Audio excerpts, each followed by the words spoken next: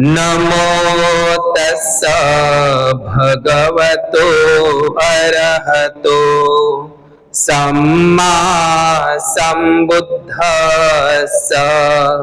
नमो तस्स भगवतो अरहतो सम्मा सम्बुद्धस्स। नमो तस्स भगवतो अरहतो सम्मा सम्बुद्धस्स। विश्व शांतीदूत, विश्व वंदनीय, द लाइट ऑफ वर्ल्ड या जगाचा प्रकाश, विश्वदीप, महान कारुणिक अरहत सम्यक संबुद्ध, सम्यक संबुद्धाचा सुआख्यात, सुस्पष्ट, सरळ मार्गी निब्बाण अशा महान परम सुखाकडे घेऊन जाणारा, आदि कल्याणकारी, मध्य कल्याणकारी व अंतिमही कल्याणकारी असणारा हा बहुजन हिताय, बहुजन सुखाय असा हा विश्व कल्याणकारी सद्धम्म, या सद्धम्माचा अविरतपणे अथकपणे प्रचार आणि प्रसार करणारा भगवंताचा पुण्यक्षेत्र असलेला आर्य भिक्खू सावक संघ, बुद्धाचे 9, धम्माचे 6 आणि संघाचे 9 या त्रिरत्नातील 24ही गुणांचे स्मरण करून देवानंग पियदस्सी धम्मदायाद महान सम्राट अशोक मौर्य, बोधिसत्व परमपूज्य विश्वरत्न, द सिंबल ऑफ नॉलेज, जग बदलणारा बाप माणूस, खरा देशभक्त डॉक्टर बाबासाहेब आंबेडकर या तीनही महामानवांना तिवार अभिवादन करून उपस्थित सर्व श्रद्धाशील संपन्न उपासक तसेच उपासिकांना मंगलाची कामना करतो। तसेच नोबेल ट्रूथ या यूट्यूब चॅनलचे सर्व दर्शक उपासक उपासिकांच्याही प्रति मंगलाची कामना करतो। आज दिन विशेष म्हणून गुढीपाडवा हा इतिहास, या गुढीपाडव्याच्या हा जो सण आहे, अशी एक म्हण आहे की घर में चूहा दुष्ट प्राणी है, घर में चूहा दुष्ट प्राणी है, जंगलों में बंदर दुष्ट प्राणी है, पक्षियों में कौवा दुष्ट प्राणी है, वैसे ही मनुष्य में ब्राह्मण दुष्ट प्राणी है। तर डॉक्टर बाबासाहेब आंबेडकर असं म्हणतात की या देशाचा इतिहास दुसरा तिसरा काही नसून क्रांती आणि प्रतिक्रांतीचाच इतिहास आहे। म्हणजे श्रमण संस्कृती आणि ब्राह्मण संस्कृती। श्रमण संस्कृती म्हणजे श्रमावर जगणारी संस्कृती आणि ब्राह्मण संस्कृती म्हणजे ऐत खाऊ संस्कृती, शोषण करणारी संस्कृती। तर गुलामांचा व गुलाम करणाऱ्यांचा धर्म एक नसतो। तर या गुढीपाडव्याच्या या गुढीपाडवा या शब्दामध्येच पाडवा हा शब्द आहे। तर पाडवा या शब्दामध्येच पाडाव, पराभव, पराजय किंवा कोणाची तरी हार असाच त्याचा अर्थ निघत असतो। तर या प्राचीन जम्बूद्वीप भारतामध्ये प्रतिक्रांतीच्या रूपामध्ये जे काही ब्राह्मणवादी सण सुरू झालेले आहेत, जे काही ब्राह्मणवादी सण उत्सव आहे, या प्रत्येक ब्राह्मणी सण उत्सवामागे प्रतिक्रांतीचा इतिहास आहे। म्हणजे कुठल्या तरी बौद्ध नागराजांच्या हत्या म्हणा किंवा बौद्ध भिक्खूंच्या हत्या म्हणा, तर या हत्येचा एक उत्सव म्हणून ब्राह्मणवादी लोकांनी प्रतिक्रांतीच्या रूपामध्ये ते सुरू केलेलं आहे। जसं आपल्याला माहित आहे दिवाळी महामोगलायन भंतेचे बारीक बारीक तुकडे करण्यात आले, किंवा दिवाळीच्याच दिवशी आपल्याला माहित आहे शेतकऱ्यांचा राजा नागराजा बळीराजांची हत्या करण्यात आली, आणि होळीच्या दिवशी नाग लोकांना जिवंत यज्ञामध्ये जाळण्यात आलं। तर हे प्रत्येक सणामागे कुठला ना कुठला तरी एक हेतू असतो।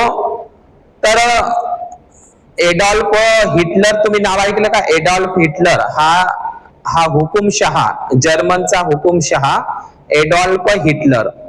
या हिटलरचा एक महामंत्री होता, त्याचं नाव होतं गोबेल्स। आणि त्या गोबेल्सचं एक जगप्रसिद्ध वाक्य आहे। या हिटलरच्या मंत्र्याचं, गोबेल्स नावाचा हा जो व्यक्ती आहे, या गोबेल्सचं एक जगप्रसिद्ध वाक्य आहे, आणि ते गोबेलचं वाक्य म्हणजे कोणतं? एखादी खोटी गोष्ट खरी आहे, खरी आहे, खरी आहे म्हणून एखादी खोटी गोष्ट जरी असेल पण ती खरी आहे, खरी आहे, खरी आहे म्हणून एखाद्या व्यक्तीला जर ती गोष्ट वारंवार सांगितली तर त्या गोष्टीचा त्या व्यक्तीवर परिणाम होत असतो आणि ती खोटी असणारी गोष्ट सुद्धा त्याला एक ना एक दिवस खरी वाटायला लागते.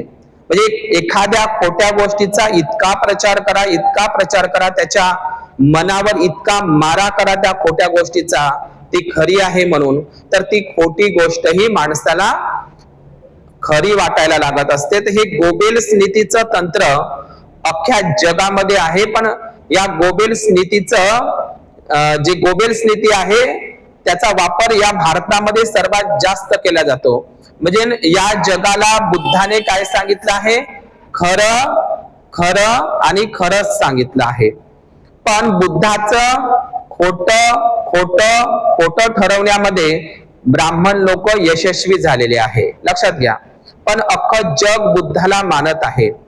बुद्धाचं सत्य, अहिंसा, करुणा हे सारं जग बुद्धाला मानत आहे. पण भारतामध्ये मात्र ब्राह्मणवादी लोक यशस्वी झाले आहे की जे बुद्धानं खरं सांगितलं होतं, जे बुद्धाचं खरं खरं खरं होतं त्याला खोटं खोटं खोटं म्हणून प्रचार करण्यात आलं आणि जे खोटं होतं त्याला खरं खरं खरं म्हणून प्रचार करण्यात आलेला आहे. म्हणजेच काय, इतर बौद्ध राष्ट्रामध्ये बुद्धाला विष्णूचा 9वा अवतार नाही मानत, पण भारतामध्ये ब्राह्मणवादी लोकांनी बुद्ध हा विष्णूचा 9वा अवतार आहे हा प्रचार करण्यामध्ये मात्र ब्राह्मण लोक यशस्वी झाले आहे. म्हणून बाबासाहेबांनी 22 प्रतिज्ञेमध्ये सांगितलं की बुद्ध हा विष्णूचा 9वा अवतार अजिबात नाही, हा खोटा आणि खोडसाळ प्रचार होय. तर गुढीपाडवाचं, तर गुढी अधिक पाडवा, तर गुढी आणि पाडवा, तर प्रत्येक ब्राह्मणी सणाच्या मागे आपण पाहत असतो दिवाळीचा पाडवा, होळीचा पाडवा, नागपंचमीचा पाडवा. पाडवा म्हणजे काय, तर पाडाव. म्हणजे बुद्धाचं पंचशिलाचं पालन करणारे या जम्बूद्वीप भारतातील SC ST OBC लोक होते. हे नागवंशी म्हणजे नागवंशी उपासक उपासिका होते. तर बुद्धाच्या पंचशिलाचा कसा पाडाव करता येईल म्हणून हे पाडवा नावाचे सण ब्राह्मणवादांनी सुरू केले आहे. म्हणजे केवळ गुढीपाडव्याचीच गोष्ट नाही, प्रत्येक सणाच्या दुसऱ्या किंवा तिसऱ्या दिवसाला पाडवा असतो. पाडवा म्हणजे काय असते, तर लोक दारू पित असतात, प्राण्यांची हिंसा करत असतात, खून करत असतात, तर किंवा जुगार खेळत असतात.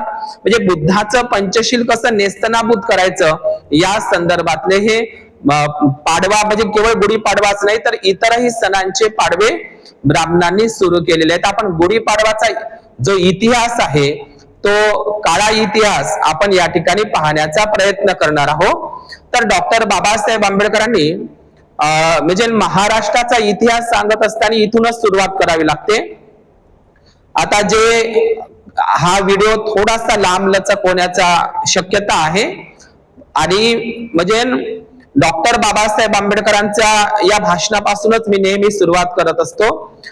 तर डॉक्टर बाबासाहेब आंबेडकरांनी 25 डिसेंबर 1954 पुणे जवळ देहू रोड या ठिकाणी डॉक्टर बाबासाहेब बोलले की महाराष्ट्र एकेकाळी 100% बुद्धिस्ट होता.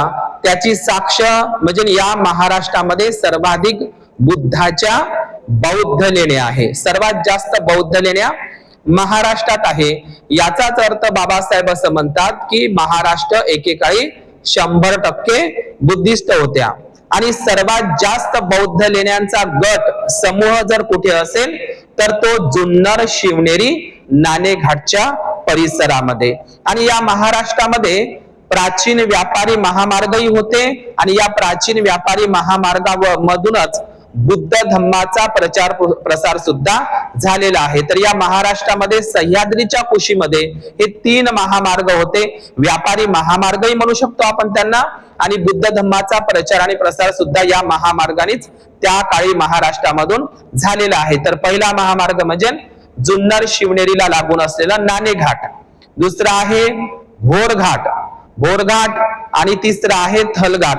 तर या नाणेघाट, भोरघाट आणि स्थलघाट या ठिकाणी बौद्ध लेण्या आपल्याला दिसतात आणि जिथं जिथं बौद्ध लेण्या आहे त्या त्या ठिकाणी शिवाजी राजांचे गड आणि किल्ले आहेत. तर हा गुढीपाडवाचा संबंध आणि छत्रपती शिवाजी महाराज आणि छत्रपती संभाजी महाराजांचा काय संबंध आहे हा इतिहास आपण जाणून घेण्याचा प्रयत्न करणार आहोत. तर जिथे जिथे बुद्ध लेणे आहे महाराष्ट्रामध्ये तर तिथे तिथे गड आणि किल्ले आहे शिवाजी महाराजांचे. तर ह्या बौद्ध लेण्या जेवढ्या जास्त बौद्ध लेण्या असेल तर तेवढे जास्त बौद्ध भिक्खू राहत असेल. तर बौद्ध लेण्या हे केवळ वर्षावासाचे ध्यान साधनेचे ठिकाण नव्हते, तर बौद्ध लेण्या हे बौद्ध विद्यापीठ होते आणि बौद्ध धर्माचा प्रचार आणि प्रसार बौद्ध लेण्यांमधून झालेला होता. बौद्ध लेण्यांना तुम्हाला बौद्ध लेण्या जर बघितल्या आपण तर बौद्ध लेण्यांना दरवाजे अजिबात राहत नाही, अजिबात दरवाजे राहत नाही. म्हणजे आपण कल्पना करू शकतो की मौर्य सम्राट अशोकाच्या काळामध्ये चोरी होत नव्हती. अदिन्न दाना वेरमणी म्हणजे चोरी करणारे लोकच नव्हते, तर घराला दरवाजे आणि म्हणजे कुलूपच नव्हते. तर ही परंपरा आजही बौद्ध लेण्यांमध्ये दिसते. बौद्ध लेण्या इतक्या सुंदर आहे पण त्या बौद्ध लेण्यांना तुम्हाला दरवाजे वगैरे दिसत नाही. तर मी संभाजी महाराजांचा आणि शिवाजी महाराजांचा इतिहास सांगत असताना गुढीपाडव्याच्या निमित्तानं महाराष्ट्राचा थोडा भौगोलिक, सांस्कृतिक आणि सामाजिक इतिहास सांगावाच लागतो. तर महाराष्ट्र हा शब्द आहे, तर महाराष्ट्राला सुनापरांत सुद्धा देश म्हणायचे. तर महाराष्ट्र हा शब्द पहिल्यांदा श्रीलंकेमध्ये जो बौद्ध ग्रंथ तयार झाला त्याच्यामध्ये महावंश या ग्रंथामध्ये महाराष्ट्र हा शब्दाचा उल्लेख आलेला आहे. तसंच जुन्नर शिवनेरीला लागून असलेली जी नाणेघाट ही जी बुद्ध लेणी आहे, या नाणेघाट बुद्ध लेणीमध्ये या जगातील, या भारतातील पहिली महिला शासिका, नागवंशी महिला शासिका नागनिका या महाराणीने नाणेघाटच्या शिलालेखांमध्ये स्वतःला महारथी नागनिका असा उल्लेख केलेला आहे. म्हणजे आपल्या नावाच्या समोर नागनिका महाराणी महारथी हा शब्द लावत आहे, तर तो लिहिलेला आहे. तसेच महाराष्ट्रामध्ये बेडसे, कार्ला, कुडा या बौद्ध लेणीमध्ये सुद्धा पाली धम्मलिपीमध्ये महारथी, महारथीनी किंवा महारथी हा पाली शब्द आलेला आहे. आणि महारथी हा जो शब्द आहे तर महारथीवरूनच मराठी हा शब्द तयार झालेला आहे. महारथी हा शब्द पाली प्राकृत आहे, महारथीवरूनच मराठी शब्द तयार झालेला आहे. आपण बुद्धाच्या काळामध्ये पाहतो की रठ्ठपाल नावाचा भिक्खू होता. तर रठ्ठपाल हा पाली शब्द आहे पण संस्कृत मध्ये राष्ट्रपाल होते. तर म्हणजे राष्ट्रपालाला राष्ट्रपालही म्हणतात आणि महाराष्ट्रपालही म्हणतात. तर रठ्ठ किंवा राष्ट्र हा शब्द खूप जुना आहे. तर गुलामगिरी या पुस्तकामध्ये ज्योतिबा फुले असं म्हणतात की महारावरूनच महाराष्ट्र हे नाव पडलेलं आहे. म म्हणजे मांस, हा म्हणजे हाड आणि र म्हणजे रक्त. एवढंच नाही तर अलेक्झांडर रॉबर्टसन आणि जॉन विल्सन हे इतिहासकार सुद्धा असं त्यांच्या ग्रंथामध्ये नमूद करतात की महारावरूनच महाराष्ट्र हे नाव पडलेलं आहे. आणि बुद्धाच्या काळामध्येच या महाराष्ट्रामध्ये मोठ्या प्रमाणामध्ये बौद्ध धर्माचा प्रचार आणि प्रसार झालेला होता. स्वतः तथागत भगवान बुद्ध मुंबईला, ठाणे, सोपारा या ठिकाणी येऊन गेलेले होते. बुद्धाच्या काळामध्येच भगवान बुद्धांच्या धम्माचा प्रचार महाराष्ट्रामध्ये मोठ्या प्रमाणात झाला होता. म्हणजे पुन्न नावाचा व्यापारी किंवा ईसिदिन्न. तर पारायण सुत्त, आपण त्रिपिटकामध्ये पारायण सुत्त आहे, या पारायण सुत्तामध्ये जर बघितलं तर पारायण सुत्तामध्ये बुद्धाच्याच काळामधील बावरी आणि त्याचे 16 शिष्य हे आपल्या महाराष्ट्रामध्ये पैठणला गोदावरी नदीच्या ठिकाणी ते राहत होते. गोदावरी नदीचा उल्लेख पारायण सुत्तामध्ये आहे. बघा, म्हणजे गोदावरी नदी महाराष्ट्रामध्ये आहे, पैठणला, नाशिकला आहे, पण गोदावरी नदीचा उल्लेख भगवान बुद्धांच्या पारायण सुत्तामध्ये आहे. तर श्रावस्तीचा तो बावरी आणि त्याचे 16 शिष्य महाराष्ट्रामध्ये पैठणला आणि दक्षिण साऊथ इंडियामध्ये अमरावती या परिसरामध्ये त्यांनी बौद्ध धर्माचा प्रचार आणि प्रसार केलेला आहे. आणि मौर्य काळामध्ये म्हणजे खऱ्या अर्थानं सम्राट अशोकांनी सुद्धा महाराष्ट्रामध्ये तिसऱ्या धम्म संगीतीमधून महाधम्म रक्षित नावाच्या अरब भिक्खूला बौद्ध धम्माच्या प्रचार आणि प्रसारासाठी पाठवण्यात आलं होतं. आणि सातवाहन काळ, तर सातवाहन हे नागराज्य आहे आणि सातवाहनांची सत्ता विशेषतः साऊथ इंडियामध्ये अमरावती हे त्यांची राजधानी होती आणि महाराष्ट्रामध्ये पैठण होती, त्याला पतिठाण म्हणतात पालीमध्ये. तर सातवाहन काळामध्ये जुन्नर शिवनेरीला, मी वारंवार सांगत असतो, जुन्नर शिवनेरीला शिवपालनिका नावाच्या भिक्खुनीचा संघ होता. आणि म्हणजे या महाराष्ट्रामध्ये 10व्या शताब्दीपर्यंत बौद्ध भिक्खूंचा वावर होता. त्याचा एकमेव पुरावा म्हणजे रत्नागिरी जिल्ह्यामध्ये पन्हाळे काजीच्या बौद्ध गुफा आहे. तर या पन्हाळे काजीच्या बौद्ध गुफामध्ये 10व्या शताब्दीपर्यंत वज्रयानी बौद्ध भिक्खू, शाक्यमित्र नावाचा वज्रयानी बौद्ध भिक्खू कोकणामध्ये पन्हाळे काजीच्या बौद्ध गुफांमध्ये त्याचं वास्तव्य होतं. म्हणजे आपण लक्षात घ्यायचं आहे की महाराष्ट्रामध्ये 10व्या शताब्दीपर्यंत काही गिने चुने भिक्खू शिल्लक राहिलेले होते. आणि या महाराष्ट्रामध्ये अनेक नागवंशी बौद्ध राजांनी सत्ता केलेली आहे. मग ते माहीतच आहे की मौर्य राजे, तर सातवाहन, वाकाटक असेल, महाक्षत्रप असेल, क्षरत असेल, त्रैकुटक, शिलाहार आणि आबिर हे सर्व नागवंशी लोकांनी महाराष्ट्रामध्ये बौद्ध धम्माचा मोठ्या प्रमाणात प्रचार आणि प्रसार केलेला आहे. तर पण महाराष्ट्रामध्ये सर्वात जास्त बौद्ध लेण्या सातवाहन, महाक्षत्रप आणि वाकाटक राज्यांनी महाराष्ट्रामध्ये खोदलेले आहे. तर सातवाहन हे जे राजवंश आहे, तर हे नागवंशी राजवंश आहे सातवाहन. त्यांचं नाव सातवाहन हे कशावरून पडलेलं आहे, तर आपण सुत्त पिटकामध्ये जर बघितलं तर रथविनीत नावाचं सुत्त आहे बुद्धाचं. कोणतं? रथ विनीत नावाचं एक सुत्त आहे. म्हणजे 7 प्रकारचे रथ भगवान बुद्धांनी सांगितलेले आहे रथविनीत सुत्तामध्ये. आणि म्हणून ज्यांच्या रथाला 7 घोडे आहे, त्या 7 घोड्याचं वाहन असलेल्या, म्हणजे ज्या राजांच्या म्हणजे वाहनाला 7 घोडे जुंपलेले आहे, म्हणून त्यांना सातवाहन राज्य असं म्हटलं जातं. आणि आपण पाहत असतो की भगवान बुद्धांचे सप्तबोध्यांग सुद्धा आहे. तर खऱ्या अर्थाने मौर्यांची सत्ता या महाराष्ट्रामध्ये होती आणि मौर्यांच्या 3 शाखा होत्या. आजचं एलिफंटा बेट आणि कोकण या प्रदेशामध्ये मौर्यांच्या शाखा होत्या आणि मौर्य हे बुद्धिस्ट होते. स्वतः मुंबई शहराची स्थापना सम्राट अशोकांनी केलेली आहे. आजही काही लोक, जुने लोक मुंबईला मायानगरी म्हणतात. मायानगरी म्हणजे काय? माया हे कोणाचं नाव आहे? बुद्धाच्या आईचं. म्हणजे मुंबई या नगराची स्थापना स्वतः सम्राट अशोकांनी केलेली आहे.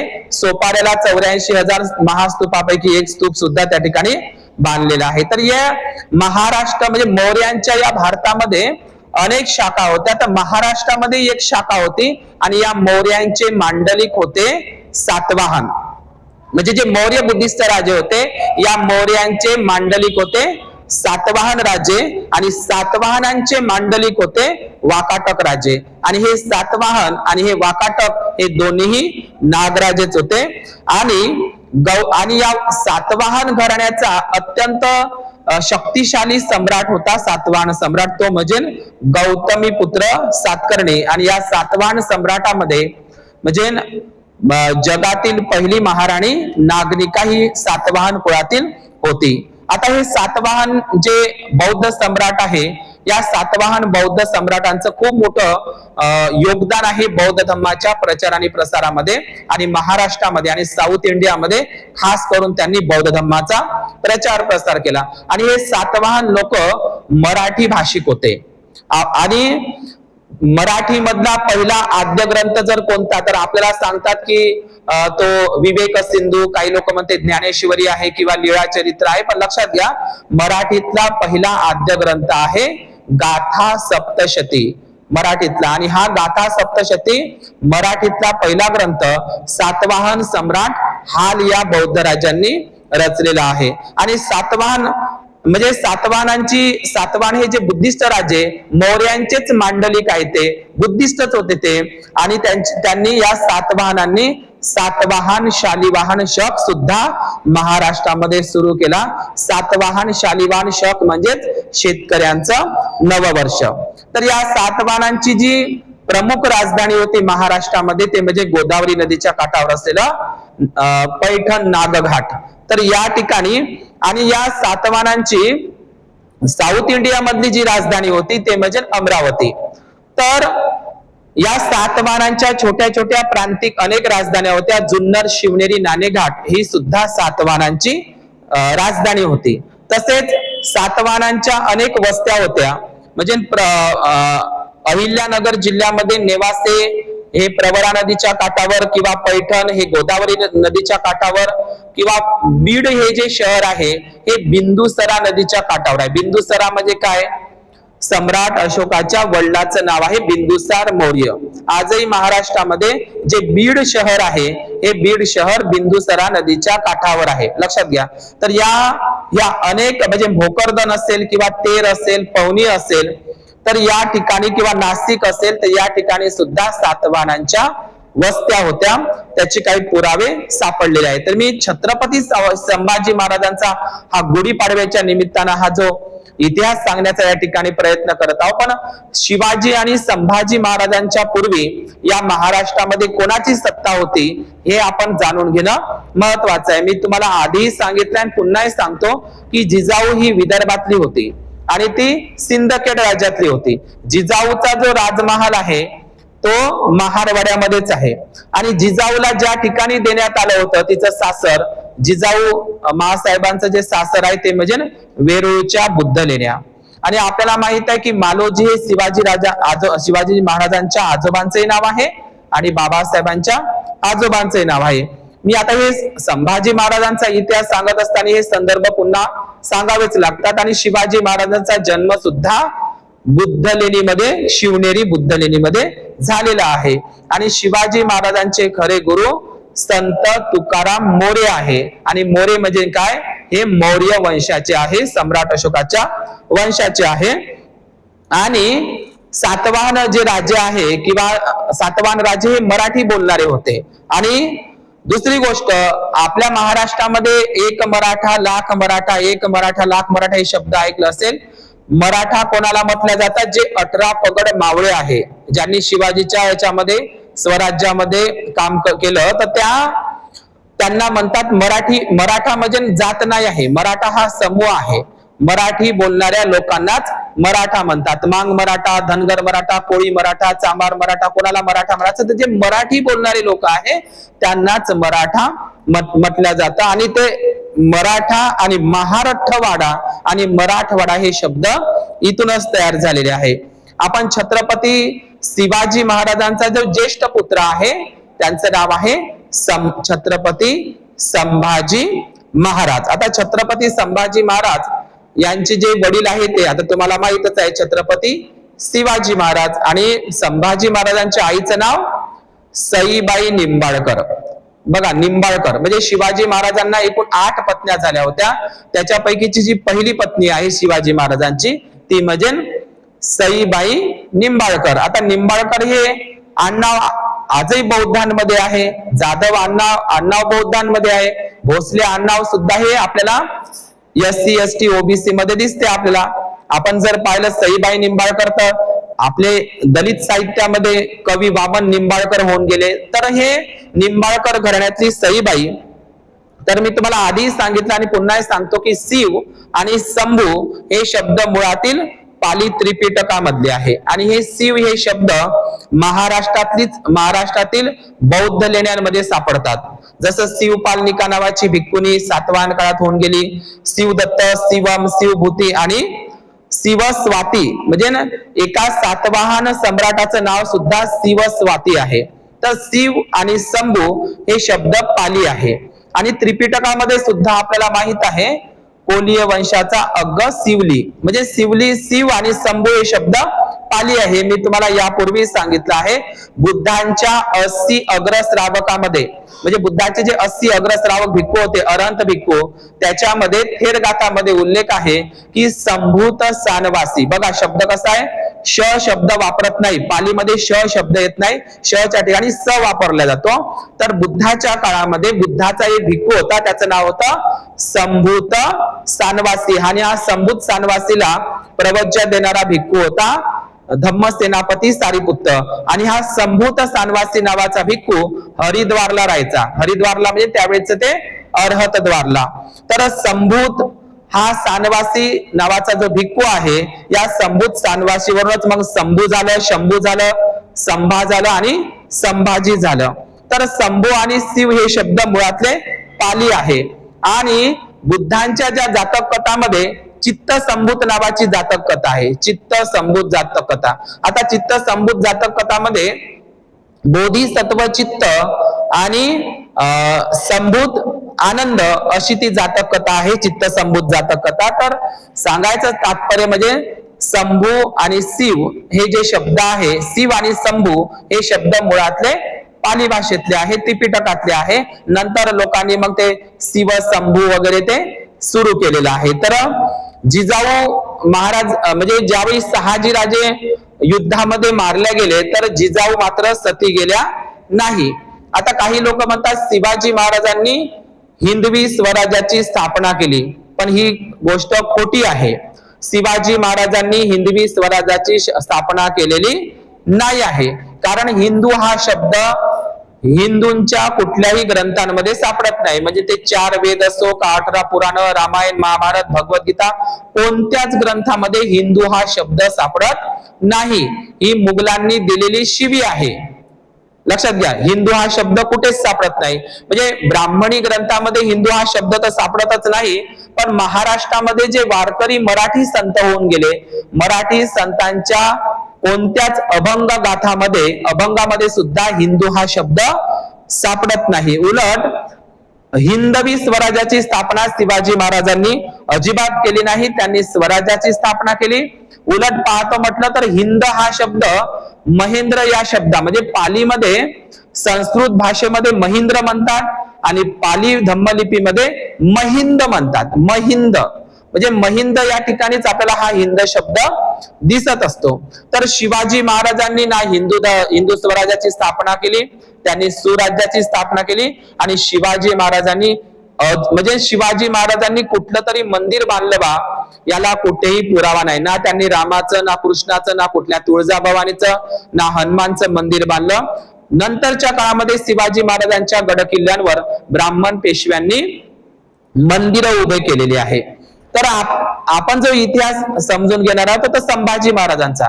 तर आपल्याला असं इतिहासामध्ये सांगितलं जातं की औरंगजेब बादशाहांनी शिवाजी महाराजांना म्हणजे संभाजी महाराजांना त्यांचा छळ करून, हालहाल करून, त्यांना 21 दिवस कैदमध्ये ठेवून त्यांना तुकडे तुकडे करून त्यांना मारलं, असं आपल्याला शिकवलं जातं. म्हणजे औरंगजेब बादशाहानं संभाजी महाराजांचा खून केला, हत्या केली हे शिकवलं जातं. मग औरंगजेब बादशाहानं जर संभाजी महाराजांचा खून केला, हत्या केली, तर संभाजी महाराजांच्या हत्येनंतर म्हणा किंवा मृत्यूनंतर कोणाचं राज्य यायला पाहिजे?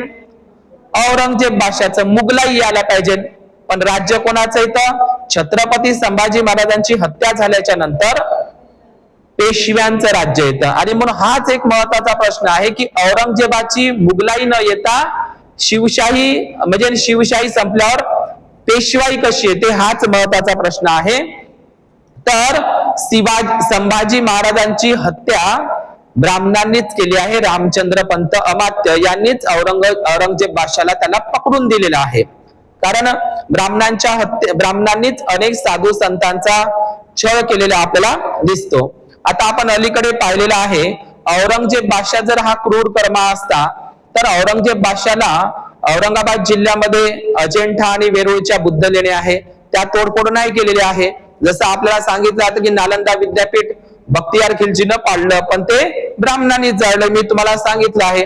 आता औरंगाबाद हे जे शहर आहे, या भारतामध्ये औरंगाबाद नावाचे 2 जिल्हे आहेत.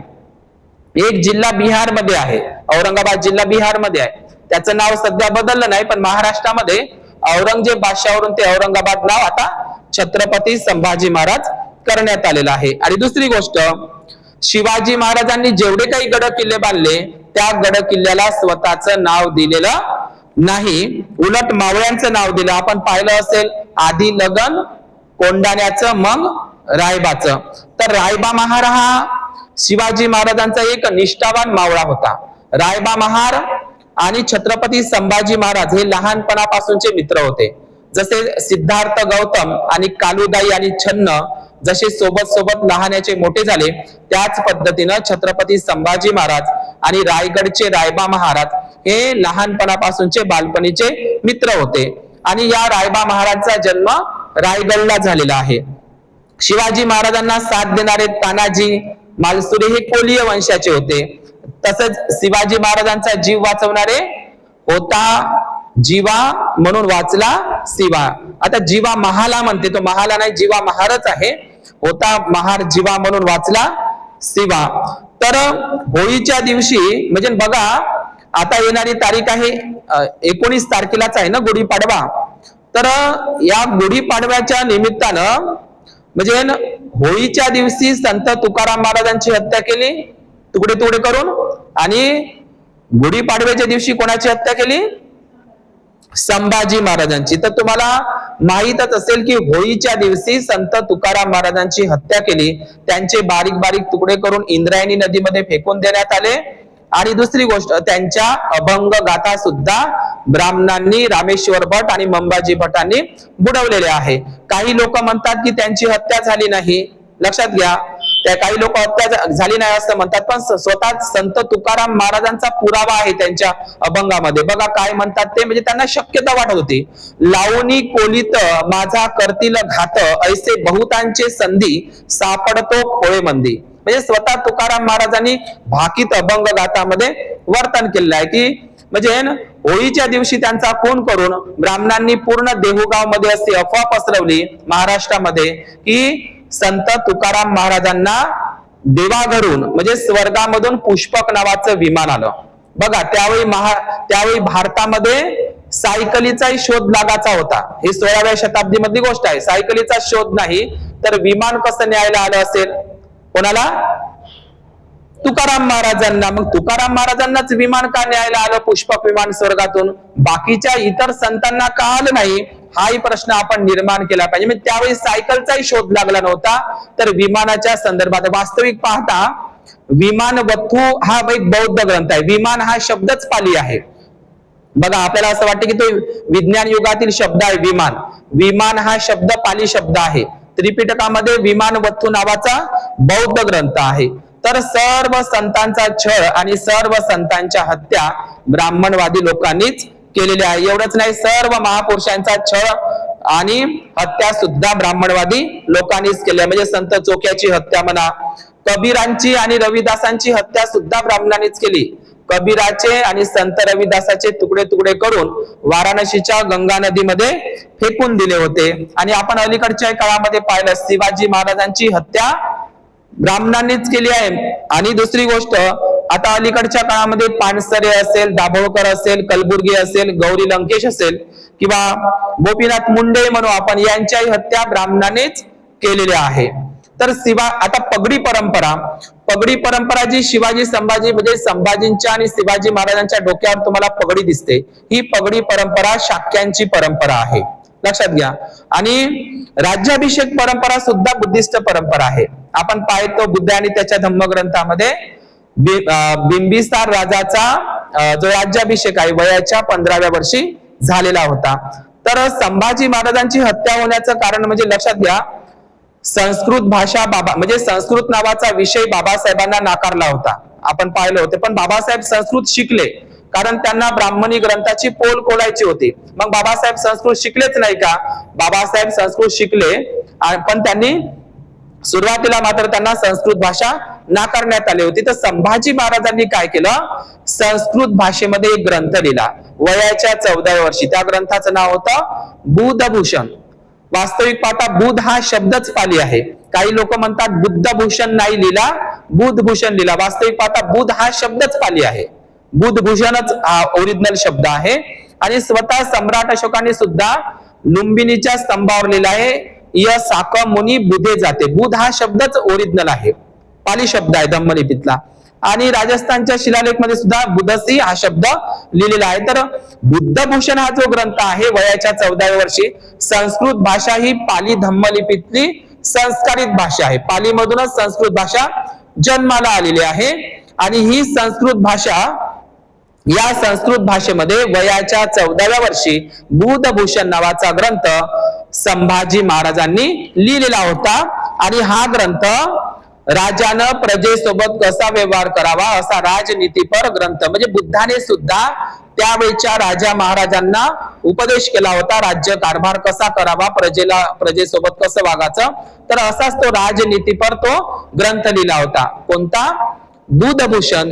तर हा बुधभूषण ग्रंथ बुद्धांच्या सुत्तांवर आधारित होता. कूटदंत सुत्त, वत्सकार सुत्त, अपमाद सुत्त किंवा चुल्ल सिंहनाथ सुत्त, चक्रवर्ती सिंहनाथ सुत्त किंवा महागोविंद सुत्त, महासुदर्शन सुत्त, धम्मराजा सुत्त आणि नगरोपम सुत्त. किल्ल्यांची निर्मिती बुद्धांच्या काळामध्ये होती. नगरोपम सुत्तामध्ये किल्ले निर्मितीची संकल्पना बुद्धाने मांडलेली आहे. म्हणजे बुद्धाच्या काळामध्ये सुद्धा किल्ले होते. ते 7 नियम नगरोपम सुत्तामध्ये आपण अंगुत्तर निकायामध्ये वाचू शकतो.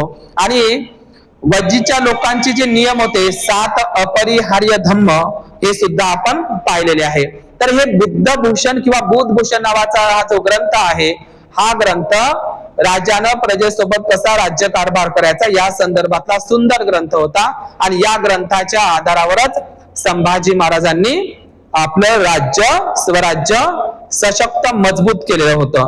आणि नंतरच्या काळामध्ये बाबासाहेबांची जी प्रिंटिंग प्रेस आहे, ज्या प्रिंटिंग प्रेसच्या माध्यमातून बाबासाहेबांनी संविधान म्हणा इतर धम्मग्रंथ लिहिले, तर बाबासाहेबांच्या प्रिंटिंग प्रेसचं नाव होतं भारतभूषण. नंतर बाबासाहेबांनी त्या प्रिंटिंग प्रेस भारतभूषण हे नाव बदलवून संभाजी महाराजांच्या ग्रंथाचं नाव बुद्धभूषण प्रिंटिंग प्रेस हे नाव डॉक्टर बाबासाहेब आंबेडकरांनी दिलेलं होतं.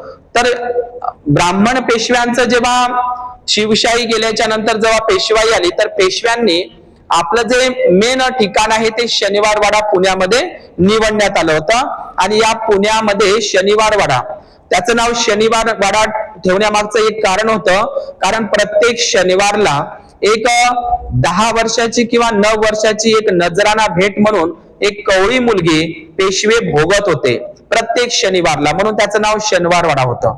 शनिवारवाडा हे नाव ठेवण्यामागं आणखी ब्राह्मणांचं डोकं म्हणजे, आपल्याला माहित आहे तथागत भगवान बुद्धांनी आपलं धम्मचक्र प्रवर्तन शनिवार या दिवशीच केलेलं होतं. आजही लोक शनिवार दिवस हा चांगला दिवस नाही, अपशकुन दिवस आहे, आपले लोक त्याच्यावर विश्वास ठेवतात. परंतु ब्राह्मणांनी शनिवार विषयी पसरवलेली ती अपप्रचार आहे. शनिवार दिवस हा सुंदर दिवस आहे. शनिवार या दिवशीच भगवान बुद्धांनी धम्मचक्र प्रवर्तन केलेलं होतं. तर आज जे लोक हळद प्रथा लावतात लग्नामध्ये, ही हळद प्रथा लावण्याची परंपरा पेशव्यांनी शनिवारवाड्यामधूनच चालू केली होती. जातीचा विनाश या पुस्तकामध्ये बाबासाहेब लिहितात की पेशव्या लोकांनीच काळे धागे दोरे हे गुलामीचं प्रतीक हाताला, पायाला आणि गळ्याला दिलेलं होतं. आणि अशा प्रकारे ब्राह्मण पेशव्यांच्या काळामध्ये म्हणजे पुण्यामध्ये नववधू शुद्धीकरण प्रथा होती, बालविवाह होता, देवदासी प्रथा होती, सती प्रथा, केशवपन. तर ह्या सर्व ज्या काही जुन्या रूढी प्रथा परंपरा होत्या, ह्या पेशव्यांच्या जाचक परंपरा होत्या, स्त्रियांना कमी लेखणाऱ्या.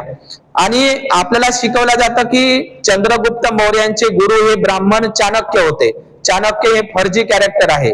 स्वतः मॅगस्थनीजनं लिहिलेल्या इंडिका ग्रंथामध्ये हा मॅगस्थनीज स्वतः चंद्रगुप्त मौर्याच्या दरबारातला राजदूत, त्यांनी इंडिका नावाच्या ग्रंथामध्ये म्हणजे चाणक्य हा चंद्रगुप्ताचा हे होता बा गुरु, हे खोटी गोष्ट आहे.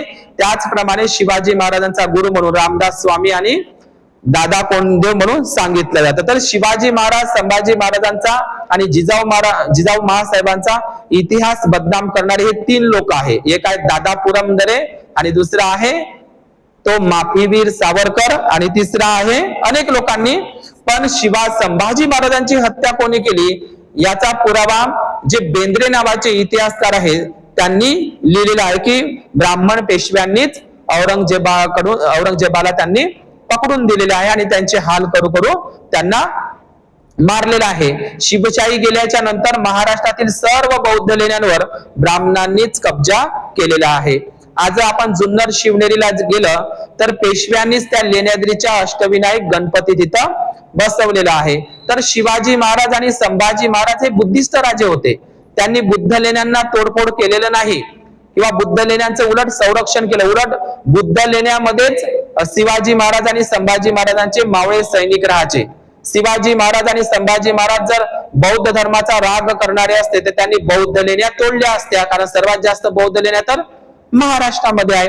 तर लक्षात घ्या, हे दोनही बुद्धिस्ट राजे होते. जसं सम्राट अशोकाचे गुरु होते मोगलीपुत्त तिस्स नावाचा भिक्खू, सम्राट हर्षवर्धनाचा जो गुरु होता दिवाकर मित्र नावाचे भिक्खू, सम्राट कनिष्काचे गुरु होते अश्वघोष आणि वसुमित्र नावाचे भिक्खू, सातवाहन बौद्ध सम्राटांचे गुरु होते नागार्जुन नावाचे बौद्ध भिक्खू, मिलिंद राजाचे गुरु होते नागसेन भिक्खू, किंवा सम्राट जयचंद या राजाचे गुरु होते जगन्मित्रानंद नावाचे भिक्खू, आणि सम्राट विक्रमादित्य उज्जैन यांचेही गुरु होते अमरसिंह आणि क्षपनक नावाचे भिक्खू.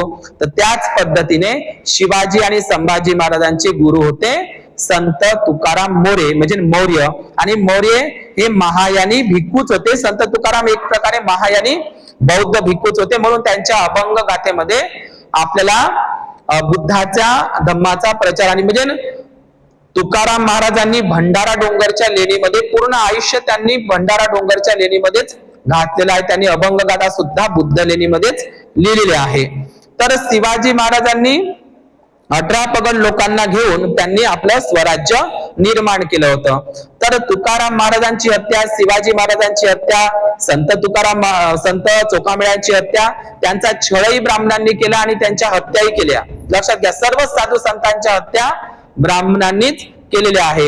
आणि संभाजी महाराजांची जी हत्या आहे ती मनुस्मृतीच्या नियमाप्रमाणेच केलेली आहे. मनुस्मृतीच्या नियमान म्हणजे त्यांचे हातपाय तोडले जिवंतपणी, डोळे काढले, कान नाक कापले, एवढेच नाही त्यांचं अंगाचं जिवंतपणी चामडं सोडलं आणि त्यांचं लिंग सुद्धा कापण्यात आलं होतं. ती तारीख आहे 11 मार्च 1689 ला तुळापूर या ठिकाणी भीमा, भामा आणि इंद्रायणी म्हणजे लक्षात घ्या, तुळापूर हे ठिकाण आहे आता पुण्यामध्ये वडू बुद्रुकच्या जवळ. तर तिथं भीमा, भामा आणि इंद्रायणी नदीच्या या 3 नद्याच्या संगमावर या तुळापूर या ठिकाणी त्यांची हत्या करण्यात आली होती. आता 3 नद्याचा संगम म्हणजे आपली बौद्ध धर्मामध्ये परंपरा आहे, जिथं 3 नद्याचा संगम असतो ती भूमी म्हणजे प्रवारणा भूमी असते. भिक्खूंच्या उपसंपदा त्या ठिकाणी केल्या जात असतात. आपण मुक्ता साळवेचा एक निबंध आहे, तिनं 4थी मध्ये असताना लिहिला होता मुक्ता साळवेनं. त्या अभंगामध्ये बघा तिनं उल्लेख केलेला आहे, तिनं उल्लेख केलेला आहे तिच्या निबंधामध्ये. काय केलेला आहे की ब्राह्मण पेशव्यांच्या काळामध्ये अस्पृश्यांची डोकी कापून म्हणजे डोक्याचा चेंडू म्हणजे डोकं कापायचं आणि त्याचा चेंडू आणि तलवारीचा दांडू म्हणून गुलटेकडीच्या मैदानावर ब्राह्मण लोक खेळत होते. म्हणजे पहा, अस्पृश्य माणसाचं डोकं त्या डोक्याला चेंडू म्हणून आणि तलवारीला दांडू म्हणून अस्पृश्यांच्या डोक्यासोबत ते गुलटेकडीच्या मैदानावर खेळत होते. म्हणजे तुम्ही क्रूर परंपरा. तर अशाच पद्धतीनं संभाजी महाराजांचे तुकडे तुकडे करण्यात आले आणि अशा प्रकारे जे सातवाहन शक आणि जे शिवशक होतं हे बुद्धिस्ट शक हे नष्ट करून ब्राह्मणांनी नववर्ष सुरू केलं. आणि आपल्याला काय सांगितलं ते शेतकऱ्यांचं नववर्ष. ते शेतकऱ्यांचं नववर्ष नसून संभाजी महाराजांच्या हत्येचं नववर्ष. शिवशाही गेली आणि पेशवाईचं ते नववर्ष होय. तर संभाजी म्हणजे आजही ती संभाजी महाराजांची समाधी वडू बुद्रुकला आहे. आणि ती वडू बुद्रुकची जी समाधी आहे ती महारवाड्यामध्येच आहे. राजवाड्यालाच महारवाडा म्हणतात आजही. आणि ती समाधी बांधणारा माणूस कोण आहे? नागवंशी गोविंद गोपाळ गायकवाड या नागवंशी माणसांची समाधी ही तिथेच आहे. आणि संभाजी महाराजांची समाधी सुद्धा कुठे आहे? वडू बुद्रुकला. कधी आपण भीमा कोरेगावला गेलो तर तिथून 2 किलोमीटर हे वडू बुद्रुक नावाचं गाव आहे. तर 21 दिवस त्यांचे हाल करू करू ब्राह्मणांनीच पकडून दिलं होतं औरंगजेब बादशाला. असं म्हणलं तरी चालेल की संभाजी महाराजांची हत्या ब्राह्मणांनीच केलेली आहे. आणि अशा पद्धतीनं गुढी पाडवा म्हणजे संभाजी महाराजांचं डोकं त्या तलवारीला म्हणजे त्या भाल्यावर ते लटकवण्यात आलं. तर अलीकडेच एक सिनेमा आला होता छावा नावाचा सिनेमा, खूप गाजला, कारण त्याच्यामध्ये हिंदू आणि मुस्लिमांचा द्वेष दाखवण्यात आला होता. पण जसा फुले नावाचा पिक्चर आला होता तर त्याच्यावर ब्राह्मणांनी बंदी आणली होती. पण छावा हा पिक्चर काल्पनिक होता, कादंबरीवर आधारित होता आणि हिंदू मुस्लिमांचा त्याच्यामध्ये द्वेष दाखवलेला आहे. तर संभाजी महाराजांचे छावा जो शब्द आहे, छावा शब्द पहिल्यांदा बाबासाहेबांनी यूज केलेला आहे नागवंशी लोकांसाठी.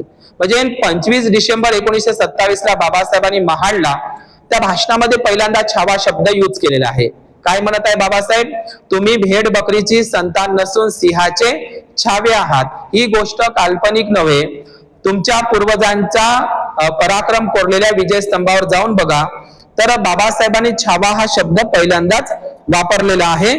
तर ज्याप्रमाणे गो ब्राह्मण प्रतिपालक म्हणून शिवाजी महाराजांना पुढे केलं जातं, पण शिवाजी महाराज हे गो ब्राह्मण प्रतिपालक नव्हते.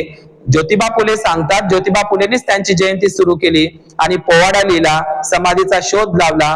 आणि दुसरी गोष्ट, केळुस्कर गुरुजींनी पहिल्यांदा शिवचरित्र लिहिलेलं होतं. तर ज्योतिबा फुले काय म्हणतात शिवाजी महाराजांच्या संदर्भात की शिवाजी महाराज हे बहुजन प्रतिपालक, कुळवाडी भूषण बहुजन प्रतिपालक.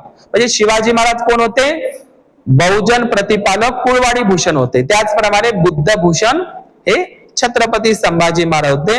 तर 1857चं जे बंड झालं हे भट आणि पांड्यांचं बंड होतं असं ज्योतिबा फुले म्हणतात. तर हा गुढीपाडवा नावाचा सण स्वतः ब्राह्मणांनी सुरू केलेला आहे. आणि ज्योतिबा फुले असंही म्हणतात गुलामगिरी पुस्तकामध्ये की तुमचे खरे शत्रू मुघल नाही, अंग्रेज नाही, तुमचे खरे शत्रू ब्राह्मणच आहे. म्हणून या भारत देशाचा इतिहास दुसरा तिसरा काही नाही, श्रमण संस्कृती आणि ब्राह्मण संस्कृतीचाच इतिहास आहे.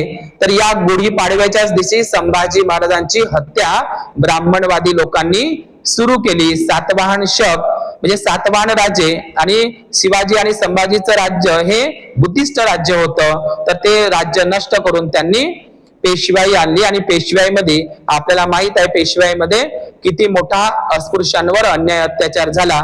आणि स्वतः ज्योतिबांचा सावित्रीबाईचा छळ सुद्धा ब्राह्मण पेशव्यांनी केला.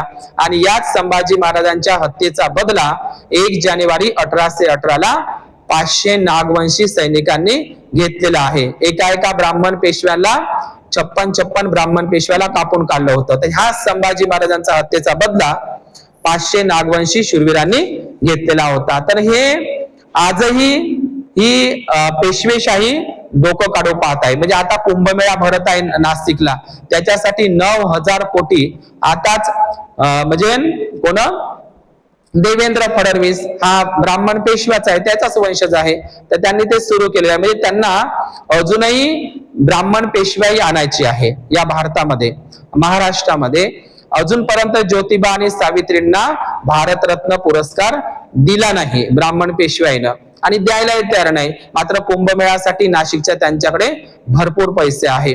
तर अशा पद्धतीनं संभाजी महाराजांची हत्या ब्राह्मणवादी लोकांनीच केली. आणि त्या दिवसाला शेतकऱ्याचं नववर्ष नाही, ते ब्राह्मणांचं नववर्ष त्यांनी सुरू केलं. कशाच्या बदल्यात? संभाजी महाराजांच्या हत्येच्या बदल्यात. संभाजी महाराज हा दारुडा होता, व्याभिचारी होता, स्त्री लंपट होता, अशा पद्धतीनं सावरकरांनी आणि दादा पुरंदरेनं बदनामी केली. पण संभाजी महाराज हा न्यायप्रिय होता. त्याचं बुद्धभूषण पुस्तक वाचलं तर आपल्याला माहित पडेल संभाजी महाराज हे स्त्रियांचा सन्मान करणारे होते आणि ते म्हणजे समतामूलक राज्याचे संस्थापक होते.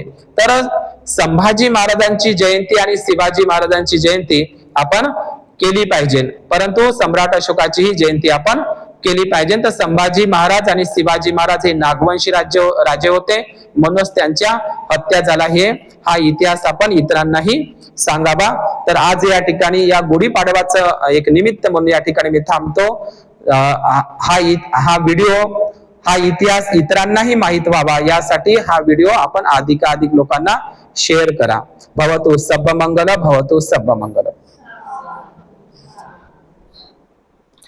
ठीक आहे.